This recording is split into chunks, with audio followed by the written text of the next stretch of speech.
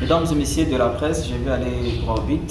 Communiqué de presse par OILIS par ONG bar numéro 005 bar mai bar 2024 en rapport avec le scrutin indirect des élections des sénateurs et des gouverneurs.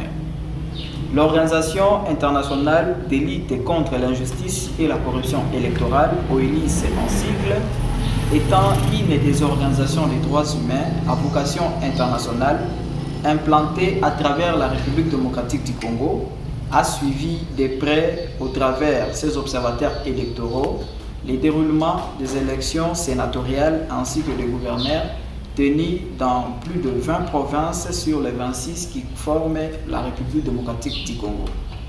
OILIS s'est dit indigné de l'égoïsme des politiciens congolais et déplore également les faiblesses de la loi électorale congolaise, au-dessus de tout, la corruption à ciel ouvert qui a émaillé ce processus.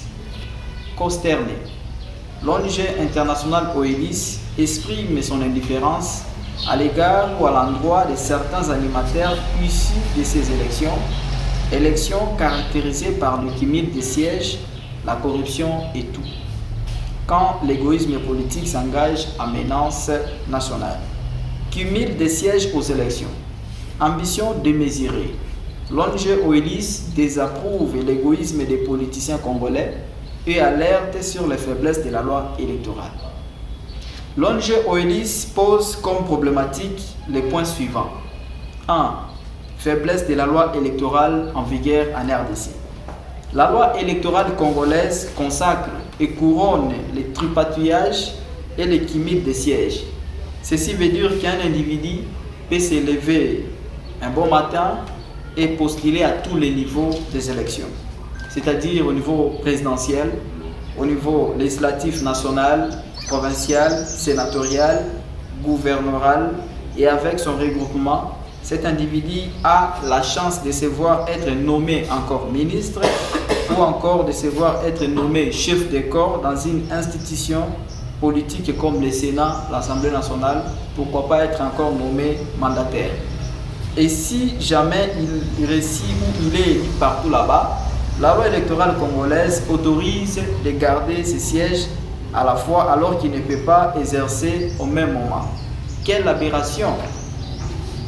L'organisation internationale OILIS se demande tout ça pourquoi toutes ces gymnastiques est juste pour avoir part au gâteau et bénéficier d'une grande portion qu'ils appellent à tort force politique. Après avoir conquis tous les sièges d'une manière individuelle et personnelle, les leaders politiques laissent souvent des places conquises à leurs suppliants qui sont forcément leurs enfants, leurs épouses, leurs beaux-frères, souvent des familiers. C'est dommage, n'est-ce pas? C'est ridicule, anormal, contraire à l'éthique et au bon sens. La loi électorale congolaise n'est pas contraignante, encore moins dissuasive. Les critères pour briguer un mandat en RDC sont légers et sont à revoir. L'ONG internationale OILIS recommande aux parlementaires nouvellement confirmés par la Haute Cour de procéder à la révision systématique de la loi électorale dans ses articles 10 à 12.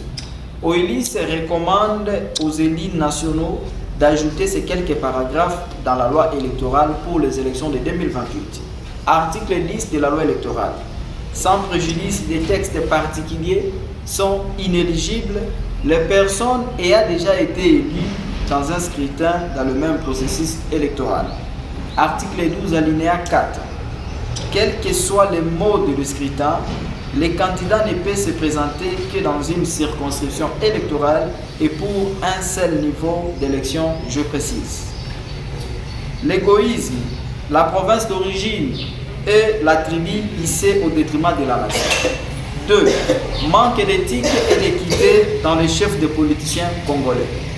Ayant compris les faiblesses de la loi électorale, les politiciens ont su comment détourner et servir cela à leurs avantages en cumulant des sièges. Égoïsme, injustice et corruption, fruit des antivaleurs. L'égoïsme comme mode opérant des politiciens congolais n'a jamais profité, encore moins occasionné le développement dans ces pays. En revanche, l'égoïsme est toujours sujet de frustration et de zizanie dans la société, car la minorité déjà considérée veut tout renfler au détriment des autres. Ça s'appelle l'aristocratie. À la question de savoir, qu'est-ce que la population gagne dans tout ce cumul de sièges aux élections? Rien du tout. C'est référent à des exemples malheureux qui fait couler beaucoup d'encre et de salive ces derniers temps.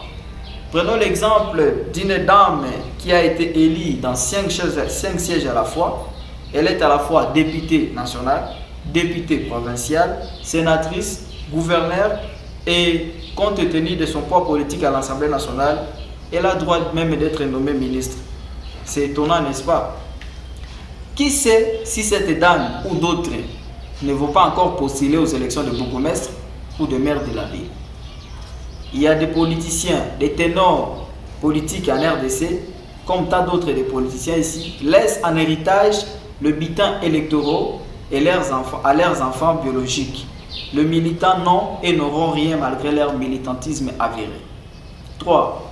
Oelis dénonce le retard inexpliqué que connaît la formation du gouvernement de l'Union sacrée.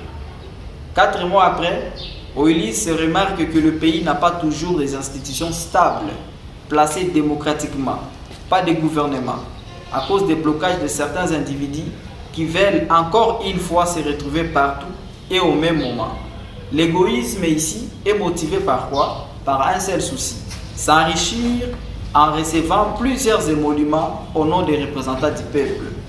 Oelis constate que la nouvelle majorité a pris le peuple congolais en otage, alors qu'il y a des défis majeurs à relever, notamment la guerre à l'Est, la montée spectaculaire de l'insécurité urbaine, le chômage des jeunes, l'instabilité du taux d'échange, la flambée des prix de première nécessité et des denrées alimentaires sur le marché, les inégalités sociales et j'en passe. Apparemment, ça n'intéresse personne. Oelis ONG décrit les appétits gloutons des acteurs politiques véreux, autorités morales des états-majors politiques et membres de l'Union sacrée qui ne pensent qu'à leurs intérêts égoïstes, alliés et place de songer à la population meurtrie. Oelis constate que de trop, la mauvaise foi des politiciens congolais à parvenir au consensus pour privilégier l'intérêt suprême de la nation. Enfin, mesdames et messieurs, chers journalistes, Oelis rassure que certains des leaders ou certains leaders qui retardent la formation du gouvernement, promoteurs de l'égoïsme politique en RDC, sont déjà identifiés et bientôt ils seront dévoilés dans l'opinion. Fait à Goma, le 4 mai 2024, lui est approuvé par le président du conseil d'administration de l'ONG internationale Oelis, M. Chamberlain Bongopa Sipiba depuis les États-Unis, signé pour les comptes de l'ONG Oelis Grand Kivu, Gladys Kimombe. Je vous remercie.